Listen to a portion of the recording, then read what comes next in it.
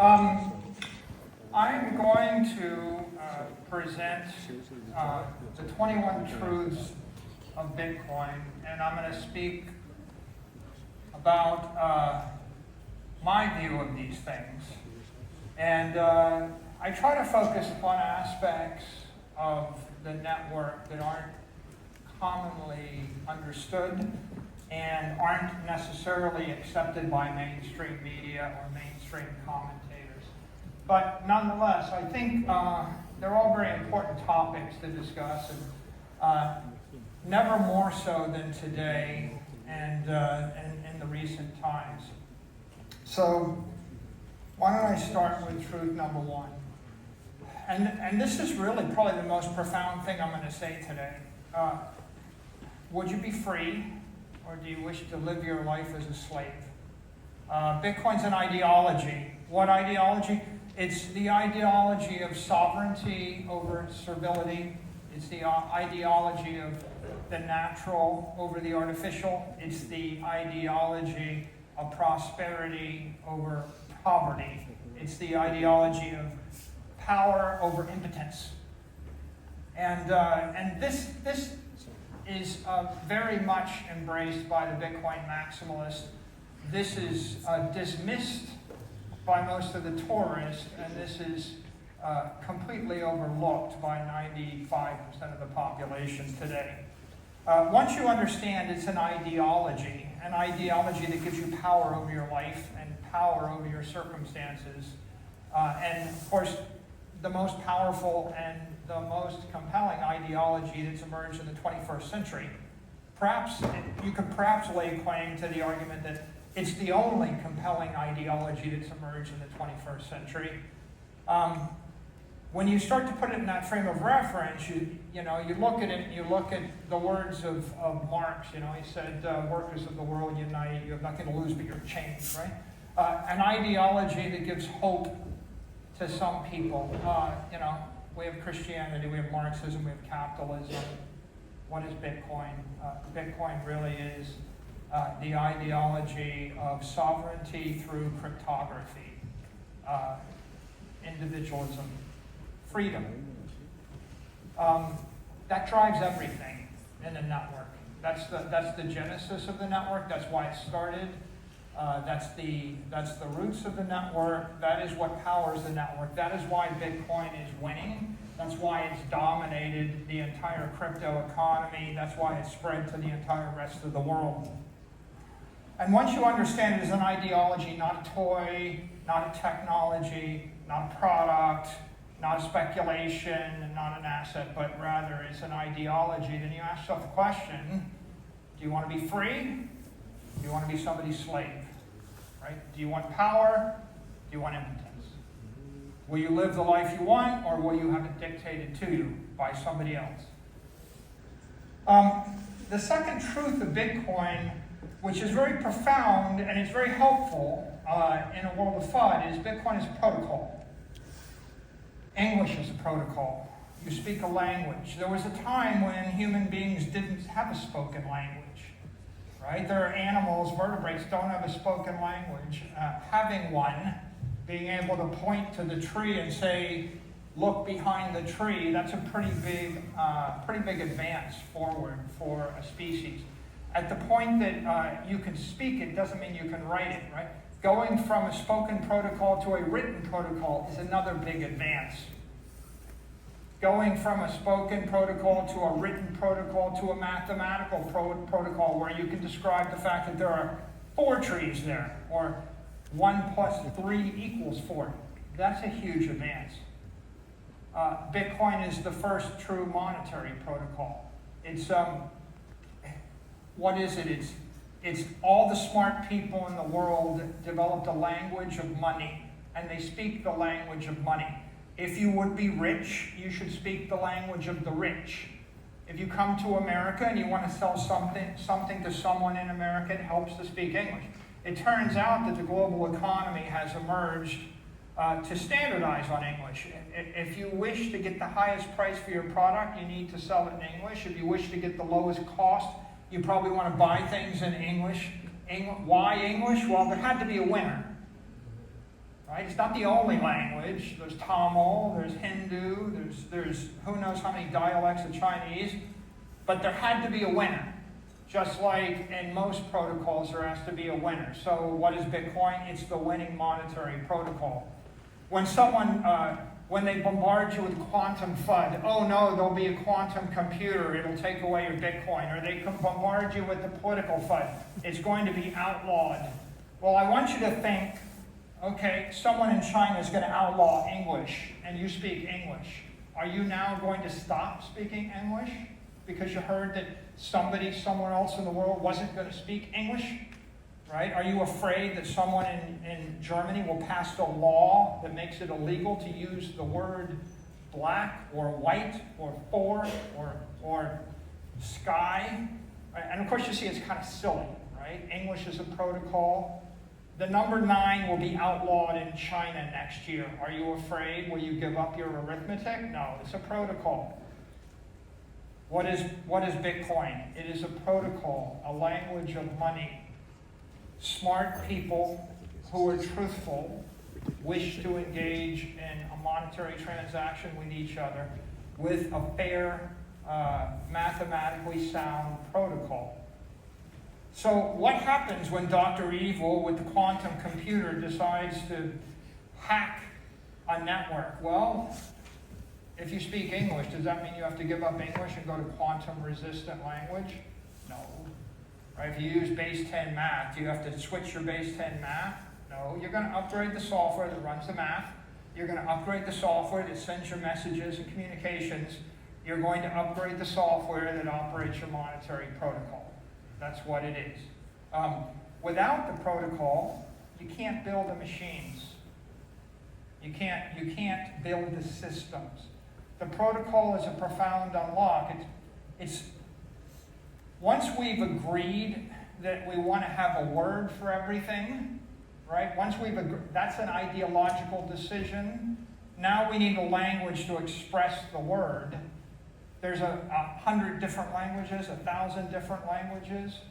This is the language to express a fair, truthful monetary transaction. Why is it important? Because it's the winner, right? Why is English important? Why is base 10 math important? Tell your 10-year-old kid, don't learn to speak English, don't use base 10 math because it's just one of a million protocols. And the answer is, yeah, but it happens to be the one with all the money, all the power. So learn the protocol of the winners. Bitcoin's an asset.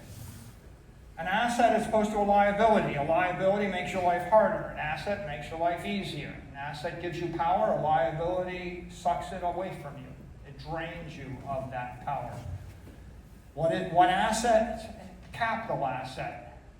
What is capital? Economic energy.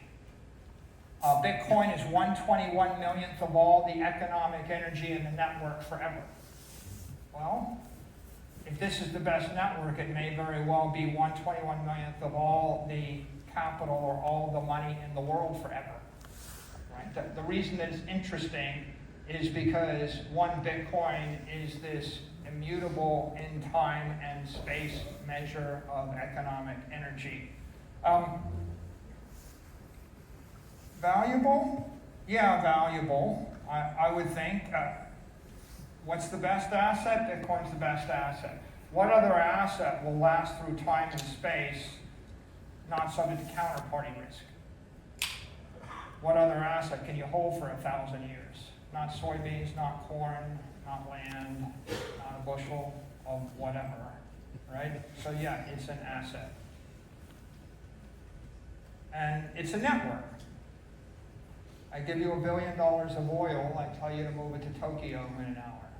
Can't do it. Well, the network to move $1 billion of oil to Tokyo is a bunch of super tankers or container ships, and you go over the ocean and you struggle with the weather and you struggle with the pirates, and you have to get through a canal here and there.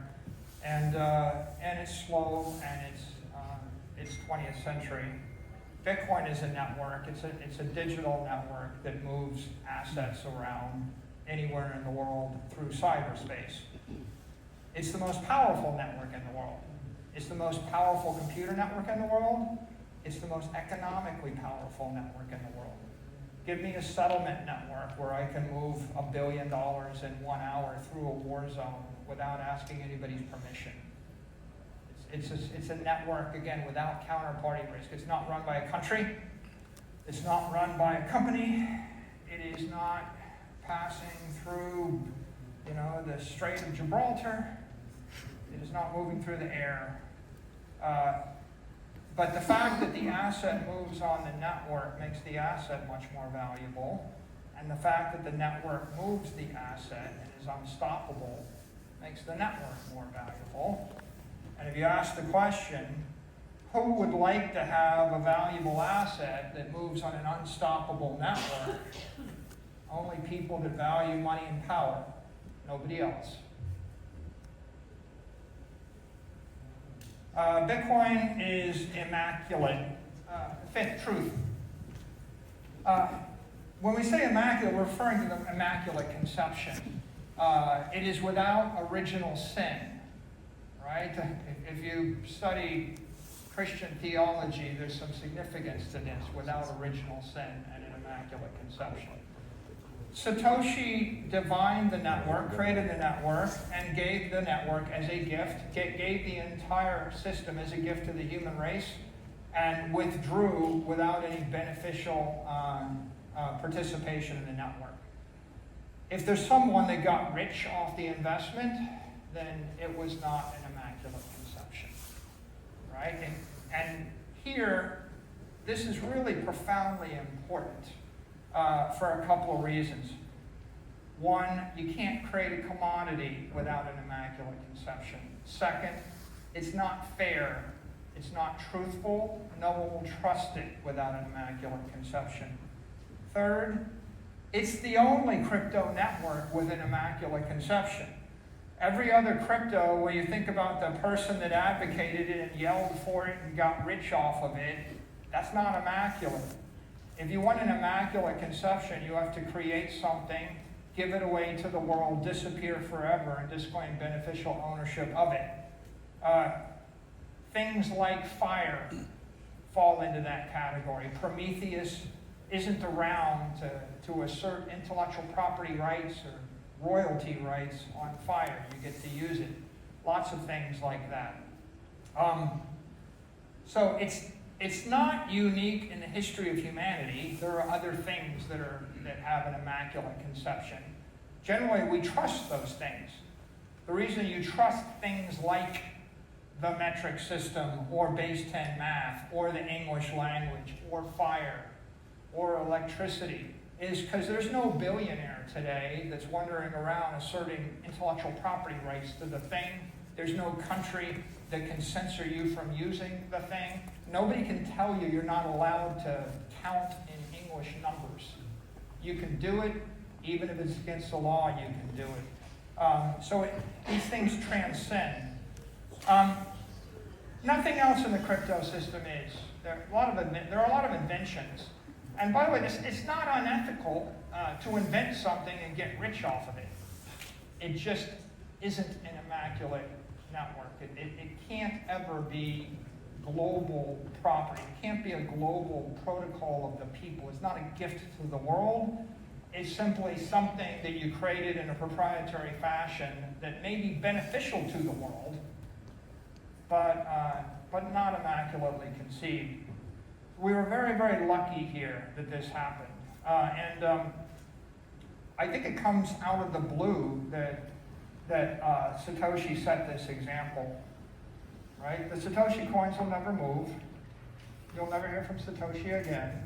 And that's because Bitcoin was meant to be a gift to the world.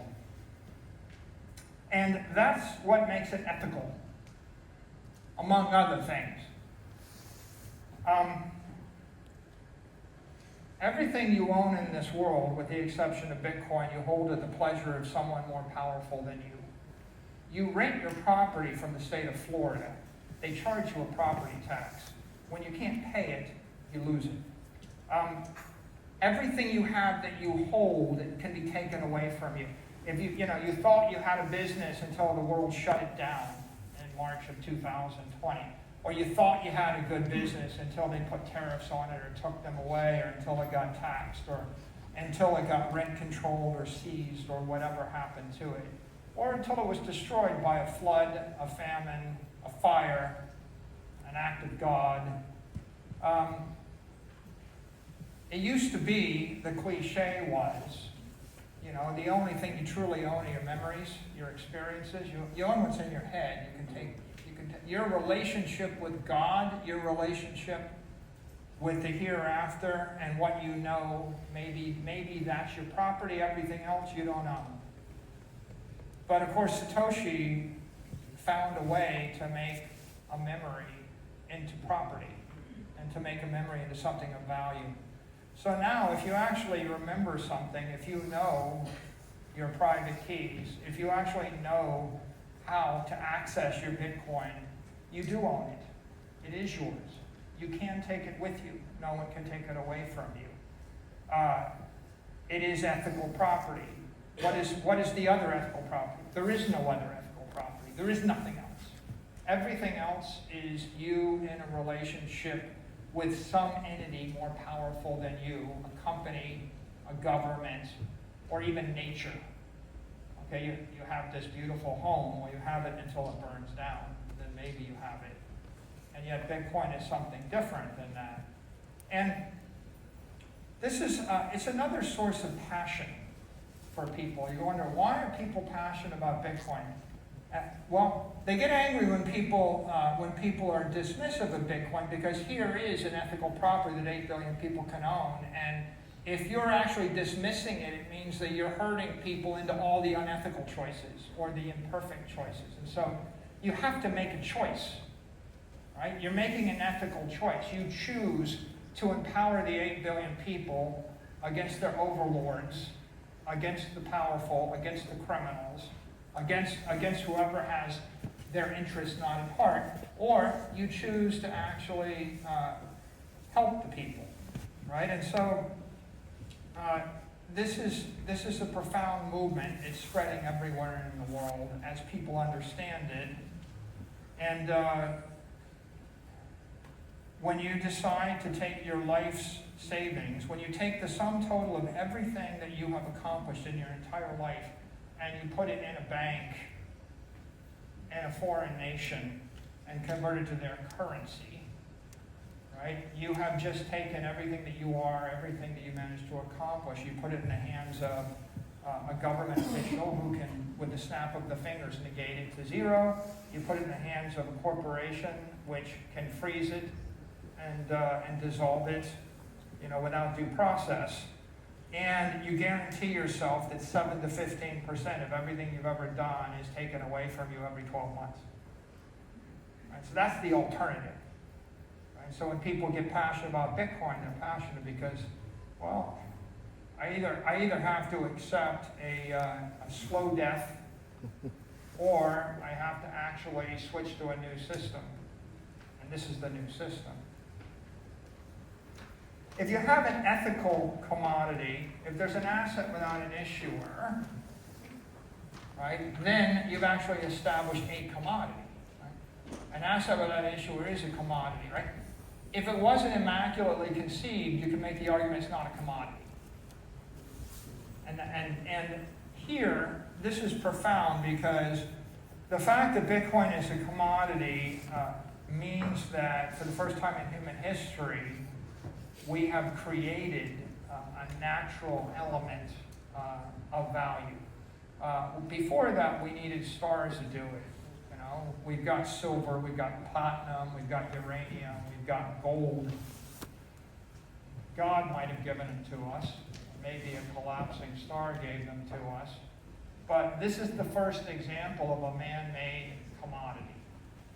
And this is profound for a lot of reasons.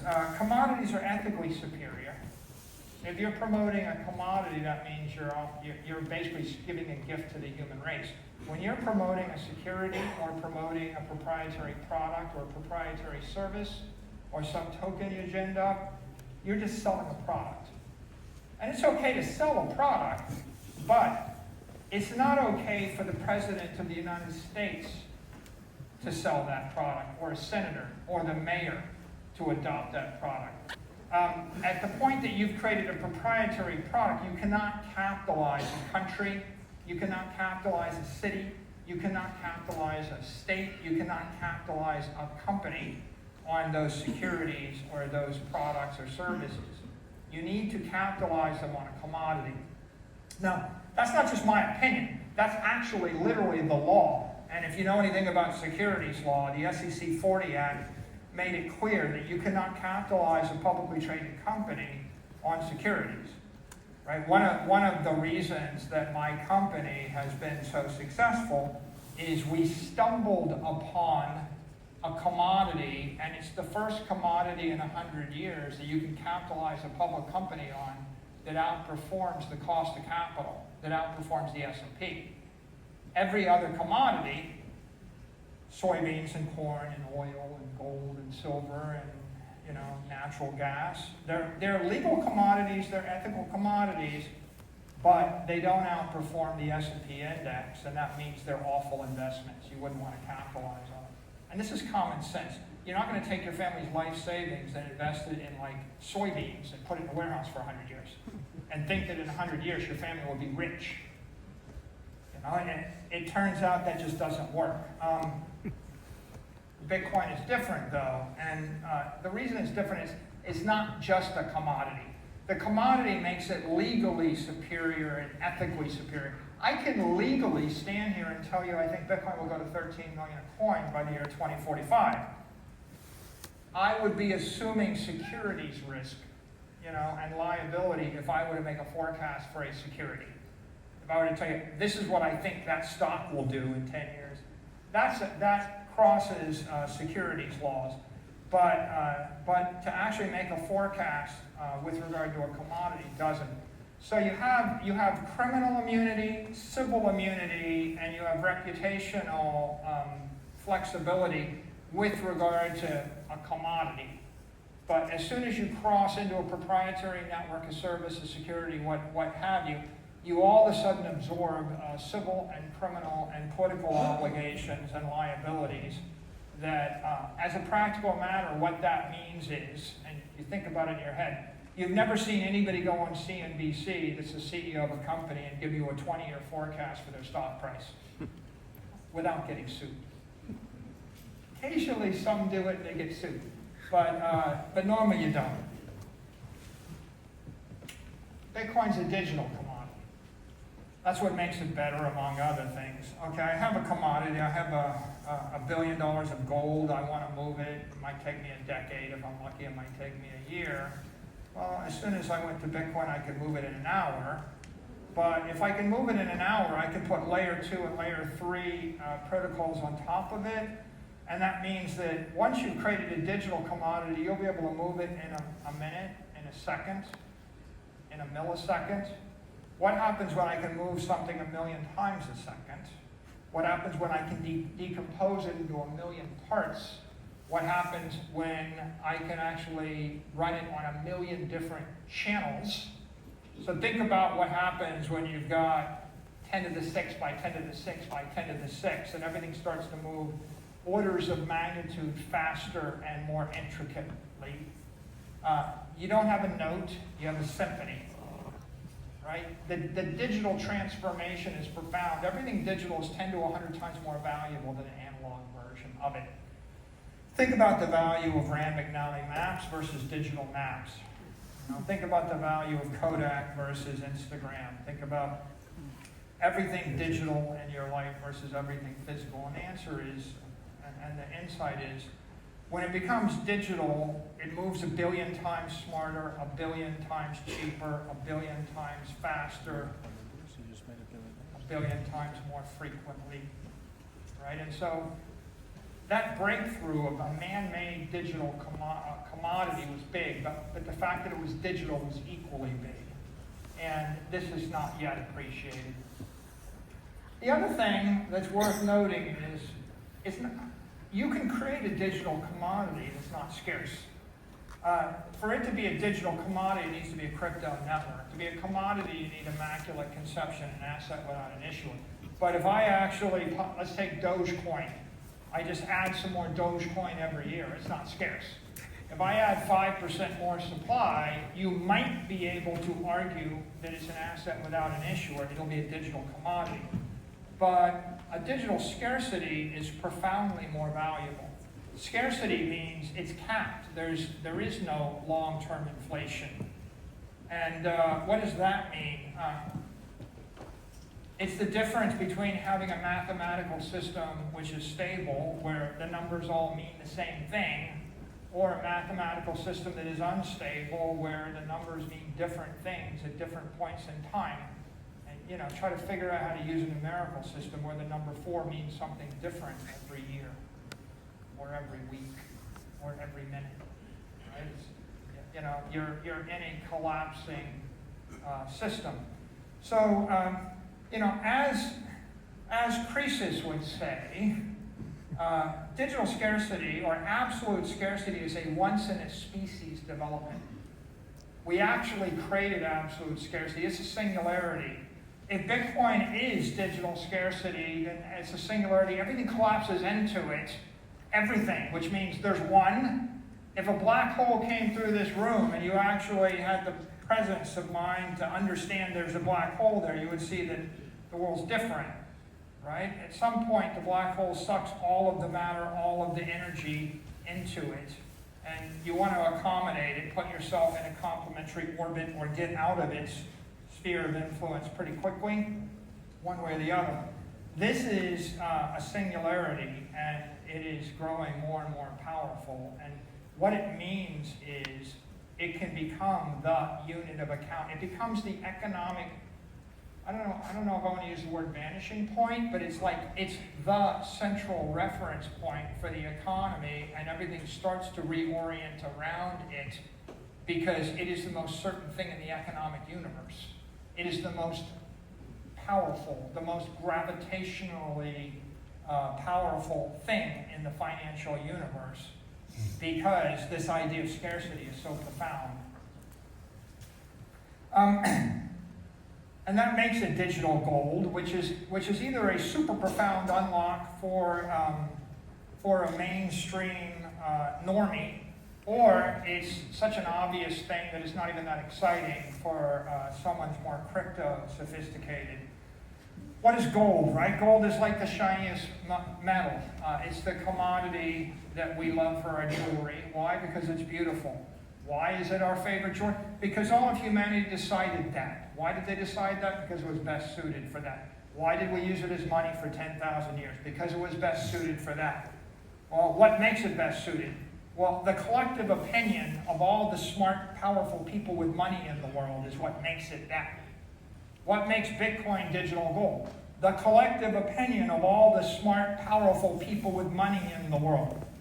Well, how do you know? Well, there's $1 trillion of money in the world that made that decision. That's how you know. It's digital gold. And gold's worth $20 trillion today.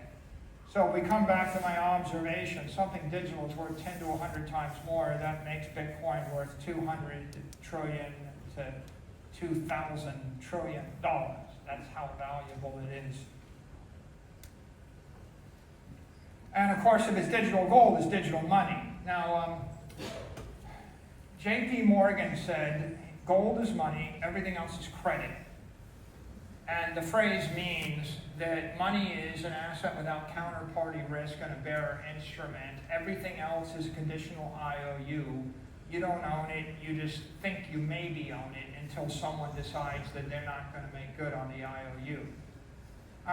The significance of this truth is that the world is running on digital credit right now.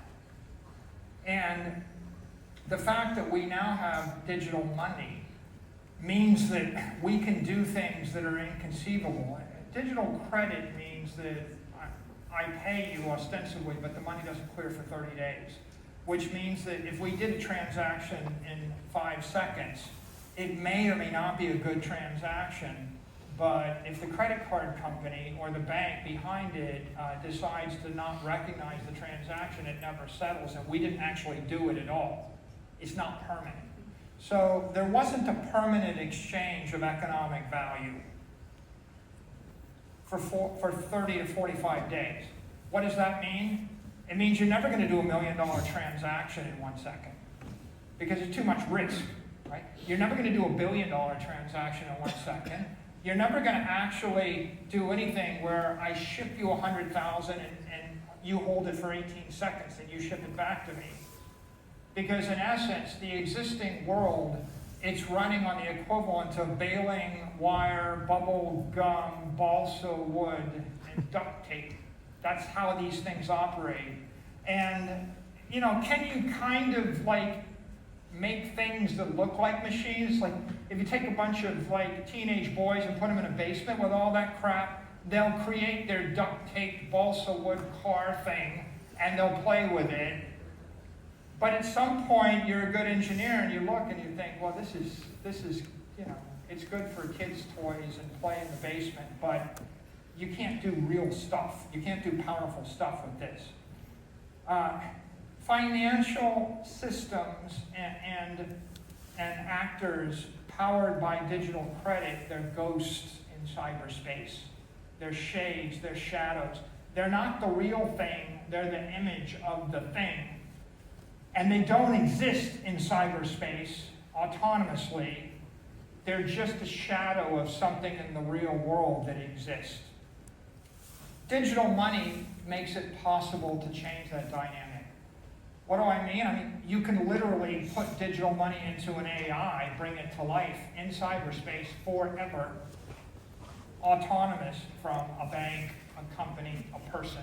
If you want to bring something to life, if you want to inject life into cyberspace, you need the pure digital representation.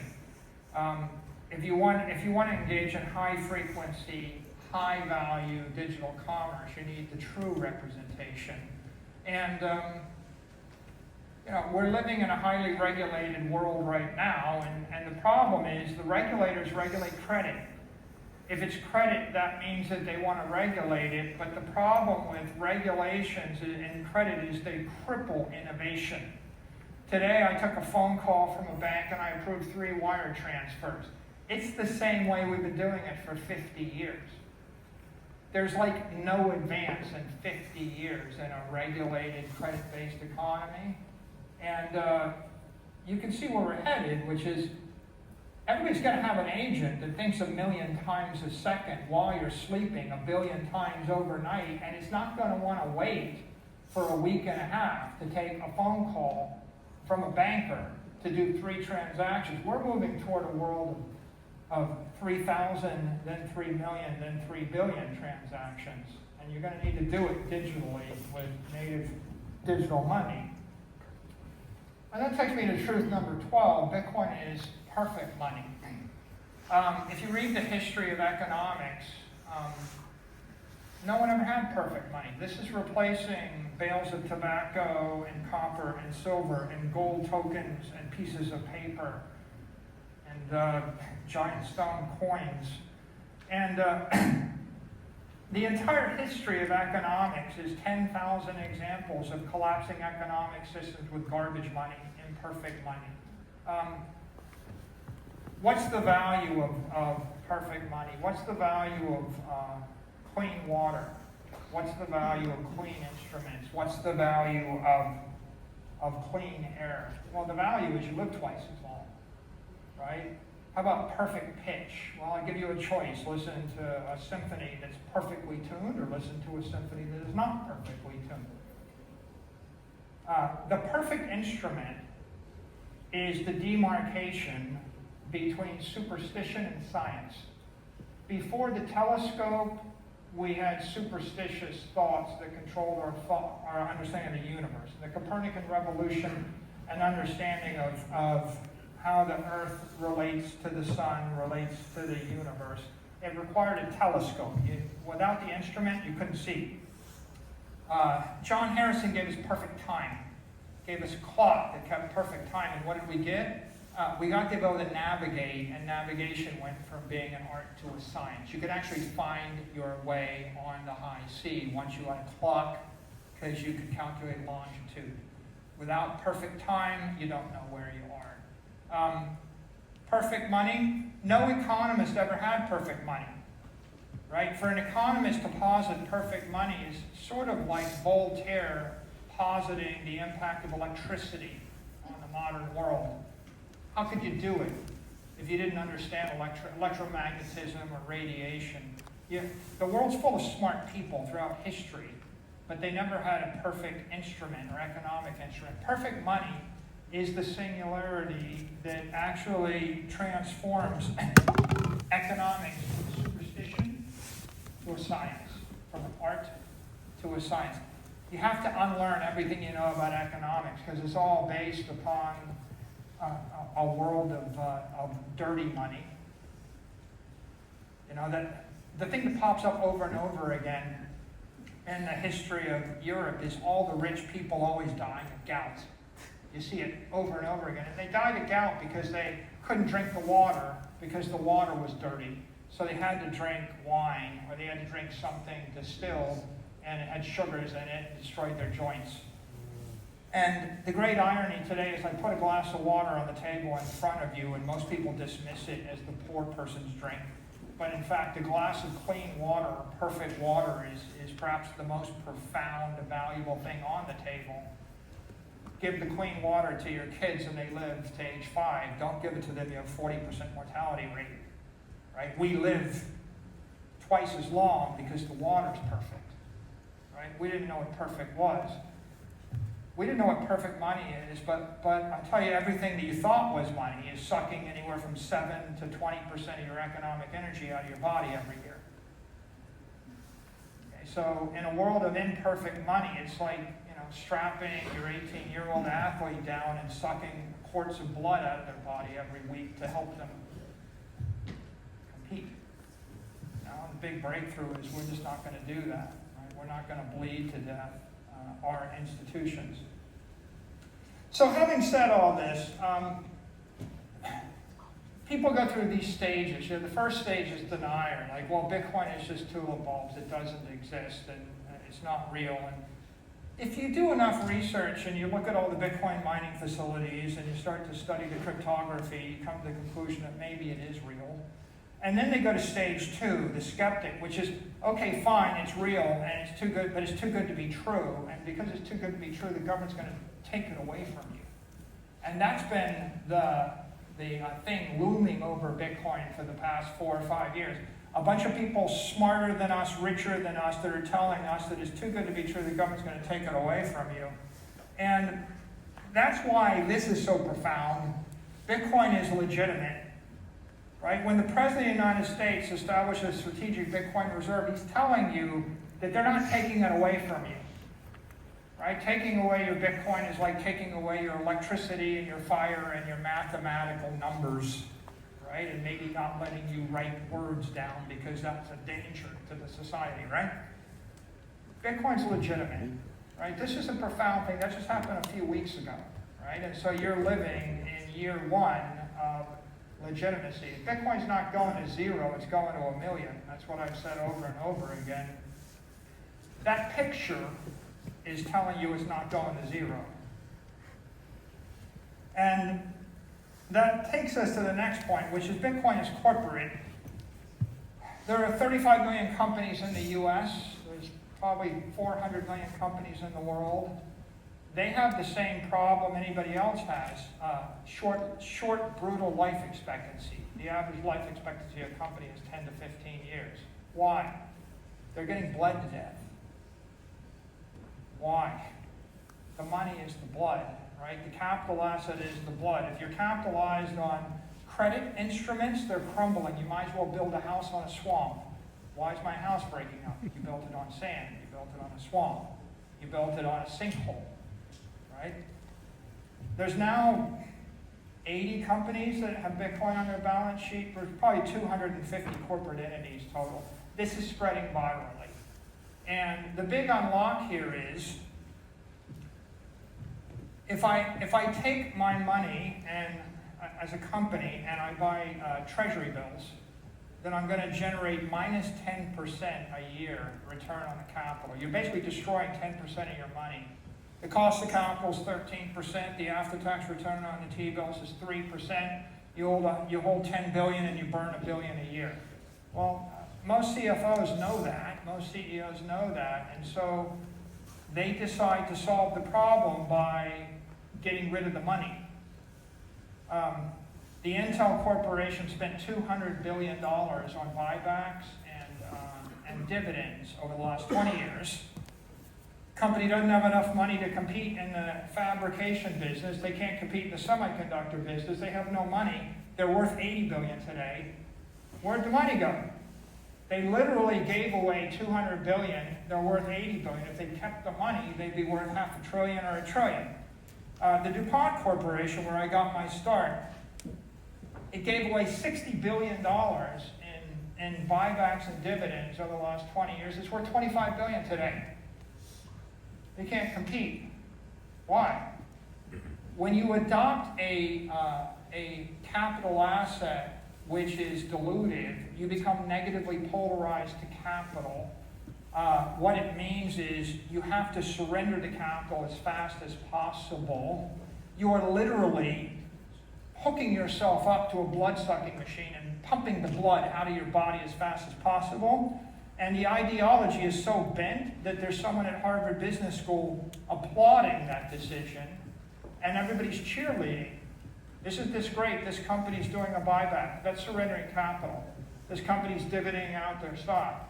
That's surrendering capital. When you flip the capital asset to Bitcoin, you become positively polarized to capital. That means you start to attract it. So hence, my company goes from being, whatever, the 2,000th largest treasury to being the 12th largest treasury in 48 months. We're just attracting the capital that's being surrendered by all these other companies. What's the famous line, from Wall Street? Money is just something you need in case you don't die tomorrow. Okay, well, you want to kill all the companies, suck all the money out of the companies. Maybe it doesn't matter. Maybe we don't need companies to be healthy, but they do employ us all, right? So the fact that Bitcoin is a capital asset is profound, and this movement means that you're going to see 100 companies, then 200, then 400, then 1,000. They're all going to repolarize. They're going to recapitalize on digital capital, on Bitcoin, and they'll switch off of financial capital, at least the ones that are going to live. The ones that don't, they're going to literally decapitalize themselves. There'll be some point at which they realize that it makes no sense. I say, it's almost tongue-in-cheek, but it's not funny. We killed George Washington by bleeding him to death, right? Conventional medical wisdom was you should bleed the patient to make them healthy. Conventional financial wisdom is you should bleed the corporation to make them healthy. It's the stupidest thing ever. But it makes a little bit of sense when you consider that the asset that people were goaded or railroaded into using for capital was short-dated treasuries. And they didn't have any other choice until Bitcoin. And now they have a choice. Bitcoin is global. If you're a redneck in Arkansas and you buy 100 acres, there's no one in London, Paris, or Singapore that's going to do a damn thing to help your investment perform. But if you're that same person and you buy the equivalent amount of Bitcoin and put the keys and bury them in your backyard and then forget about it for 30 years, you're going to have every smart, intelligent person, every tech company, every politician, every capitalist doing everything they can to drive the value of your Bitcoin through the roof. And so it really is a global network, and it's profound in that way because it gives the same economic rights that someone in Nigeria, that someone on the Upper East Side has, and they give the same economic rights to someone in Ohio or Arkansas, or Idaho, as you would have if you lived in LA. And that's not the case with any other property. It's not the case with any other investment, right? It's not the case with any currency, with any bond. This is a global network. I go everywhere in the world, people recognize me. The guy that works on the flight line, the bartender, the valet. I get picked up by billionaires on the beach and bars, but I also will meet the taxi cab driver, everybody. And what is the takeaway?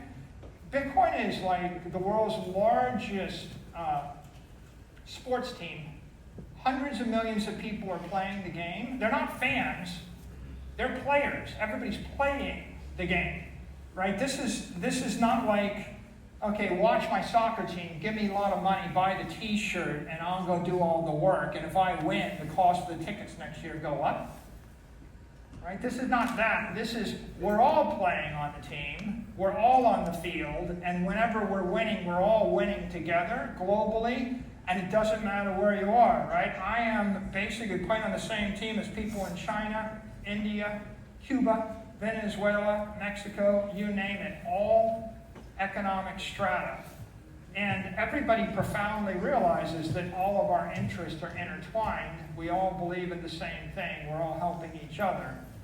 And I don't think there's a bigger team. There's no greater, set of fans in the world. It is like a 24/7, 365 game that's being played by everybody in the network all the time. And they are serious.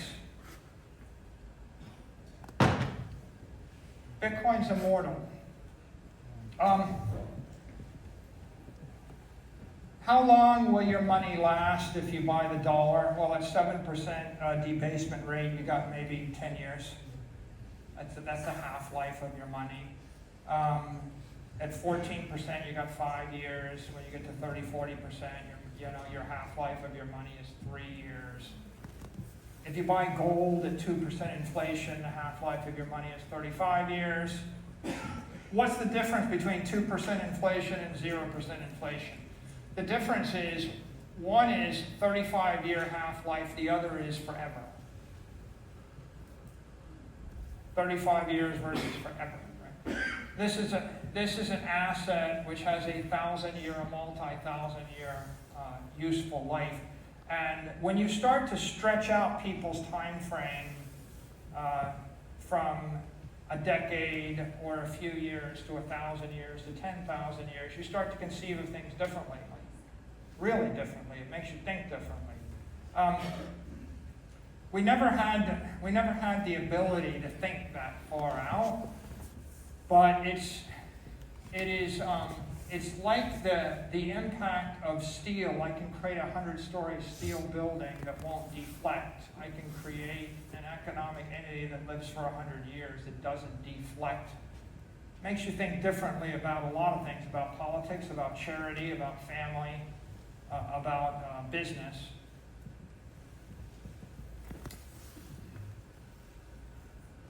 So Bitcoin is digital energy. A lot of people always debate me with regard to this, but the point that I make over and over is Einstein showed us matter and energy are one and the same, E equals mc squared. And if you want to have something which represents energy, it must be conservative in cyberspace. Conservation of energy must stand. And Satoshi created the first conservative digital energy network. When Satoshis move from me to you, we're moving packets of energy. If you can actually manifest something that is conservative in cyberspace, then you can create digital matter. You can create digital property. You can create digital machines. You can create digital walls. Right? You can create something, a form of substance of consequence that is real.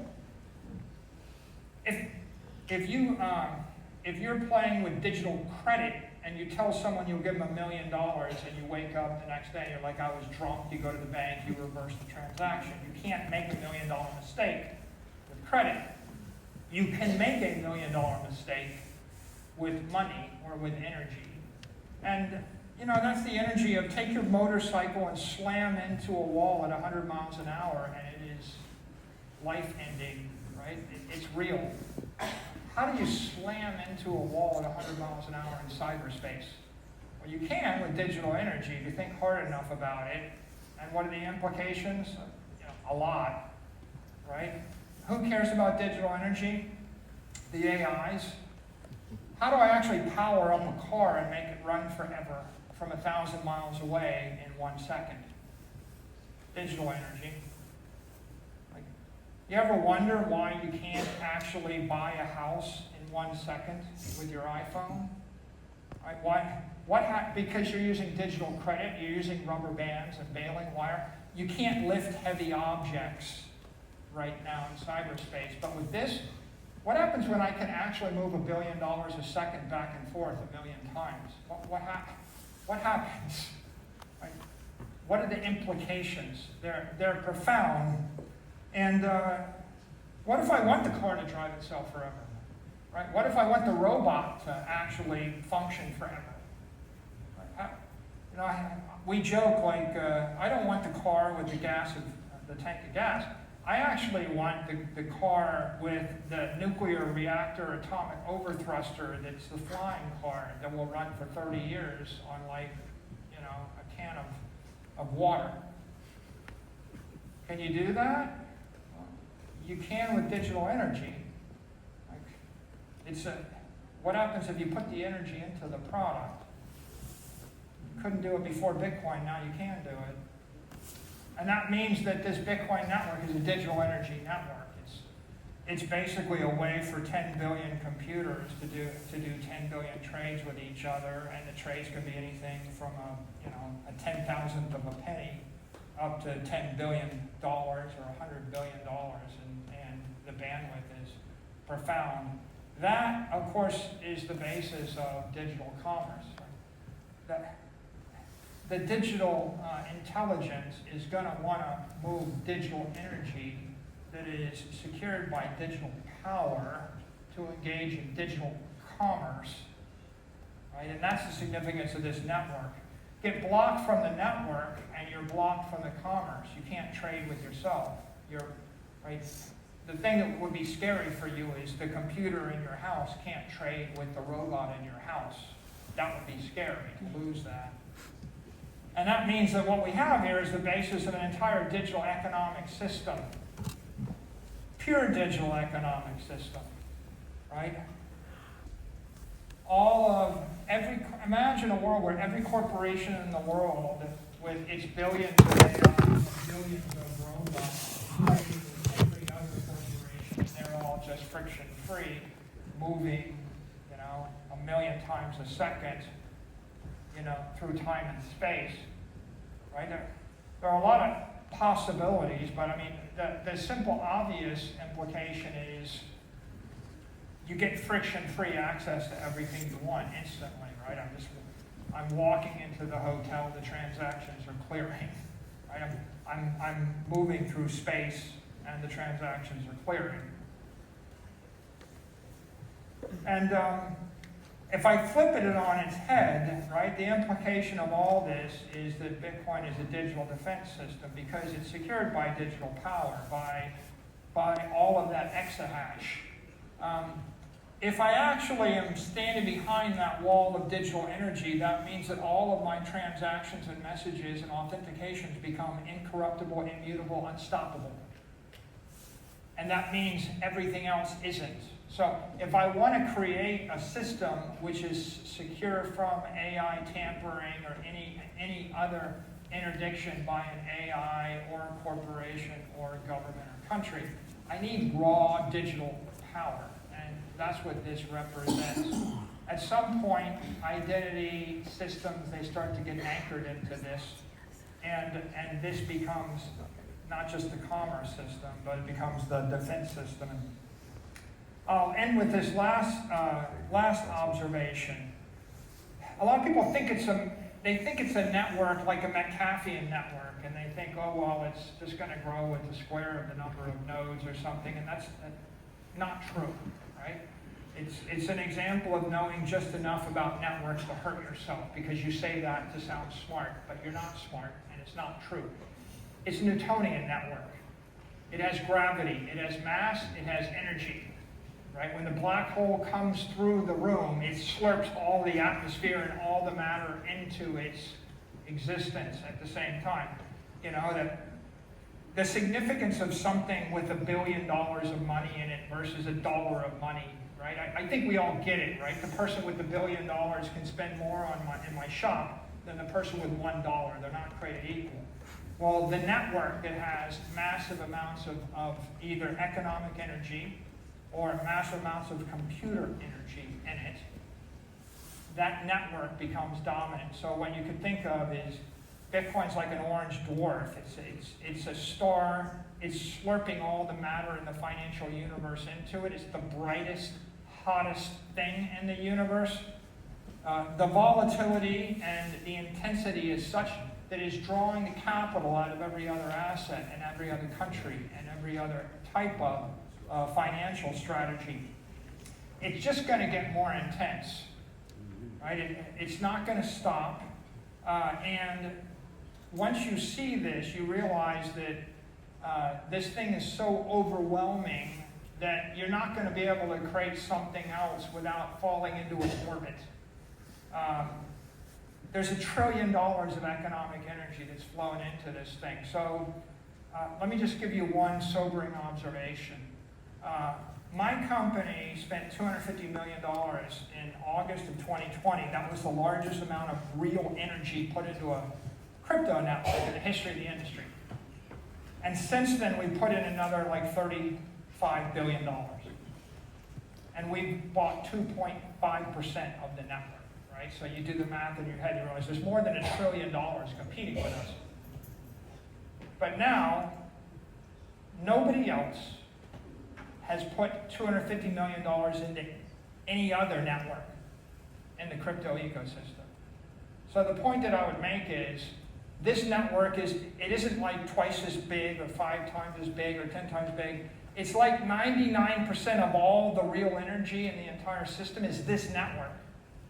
Just like, it's like there's not a competitor to the sun. There's a sun. All of us are its vassals. We are in orbit around it, or we're making our peace. We're either going to spin into it and burn up, we're going to orbit around it, you know, and the amount of energy to get to escape velocity is damn near impossible to achieve. What you have with Bitcoin is you have this emerging new solar system. And right now, many people are looking the other way. They don't see it. But once you see it, you realize that all sorts of systems are in orbit or will be pulled in orbit around it. And it's best to kind of figure out how you want to accommodate that gravitational pull, because it is an extraordinary amount of energy. And so with that, thank you for your attention. Go tell somebody the truth about it.